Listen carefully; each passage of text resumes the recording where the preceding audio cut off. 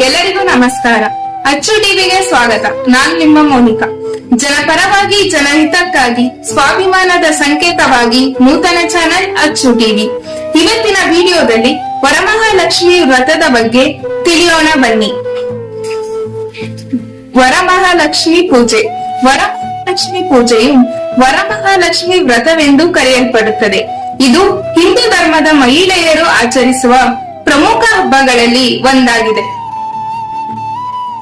ಈ ಹಬ್ಬದಲ್ಲಿ ವರಮಹಾಲಕ್ಷ್ಮಿ ದೇವಿಯನ್ನು ಪೂಜಿಸಲಾಗುತ್ತದೆ ಮತ್ತು ಮಹಿಳೆಯರು ತಮ್ಮ ಕುಟುಂಬದ ಒಳಿತಿಗಾಗಿ ಮತ್ತು ಸಮೃದ್ಧಿಗಾಗಿ ದೇವಿಯನ್ನು ಕೋರುತ್ತಾರೆ.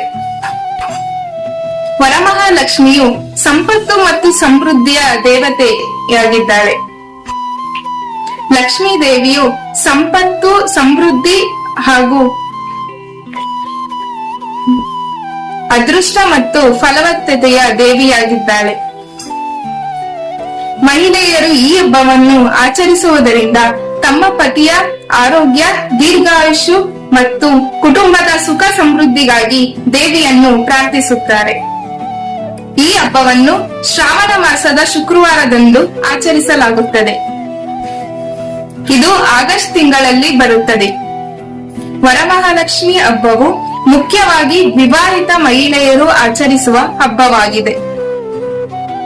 ಈ ದಿನದಂದು ದೇವಿಯನ್ನು ಪೂಜಿಸುವುದರಿಂದ ಆರ್ಥಿಕ ಸಮೃದ್ಧಿ ಹಾಗೂ ಅದೃಷ್ಟ ಮತ್ತು ಕುಟುಂಬಕ್ಕೆ ದೇವಿಯ ಆಶೀರ್ವಾದ ಸಿಗುತ್ತದೆ ಎಂದು ನಂಬಲಾಗಿದೆ.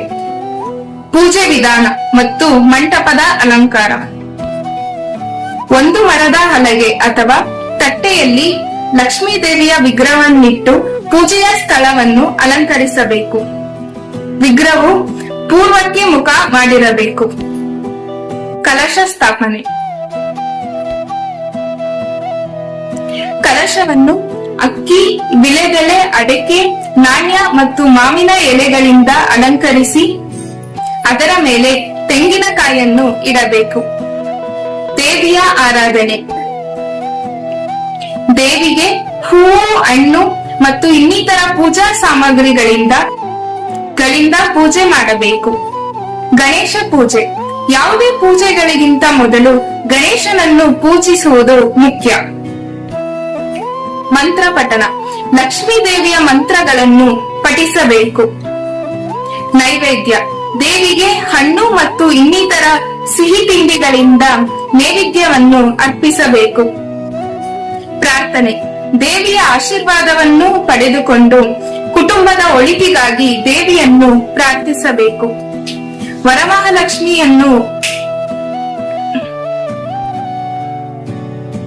ವರಮಹಾಲಕ್ಷ್ಮಿಯ ಪೂಜೆಯನ್ನು ಮಾಡುವಾಗ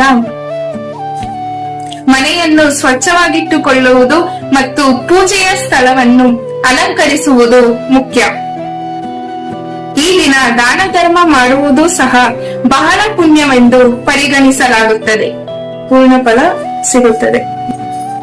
ಈ ಪೂಜೆಯನ್ನು ಮಾಡಿದ ಬಳಿಕ ಮುತ್ತೈದೆಯರನ್ನು ಕರೆದು ಅವರಿಗೆ ಅರಿಶಿನ ಕುಂಕುಮ ಕೊಟ್ಟು ಅವರ ಆಶೀರ್ವಾದವನ್ನು ಪಡೆಯುವುದರ ಮೂಲಕ ವರಮಹಾಲಕ್ಷ್ಮಿ ಹಬ್ಬದ ವ್ರತದ ಫಲವನ್ನು ನಮಗೆ ಸಂಪೂರ್ಣವಾಗಿ ದೊರಕುತ್ತದೆ.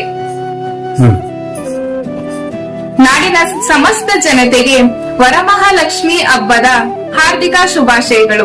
ಅಚ್ಚು ಟಿವಿ ವತಿಯಿಂದ ಮತ್ತೊಮ್ಮೆ ವರಮಹಾಲಕ್ಷ್ಮಿ ಹಬ್ಬದ ಹಾರ್ದಿಕ ಶುಭಾಶಯಗಳು. ಇದಿಷ್ಟು ಇವತ್ತಿನ ಸುದ್ದಿ. ನಿರಂತರ ಸುದ್ದಿಗಾಗಿ ನೋಡ್ತಾ ಇರಿ ಅಚ್ಚು ಟಿವಿ.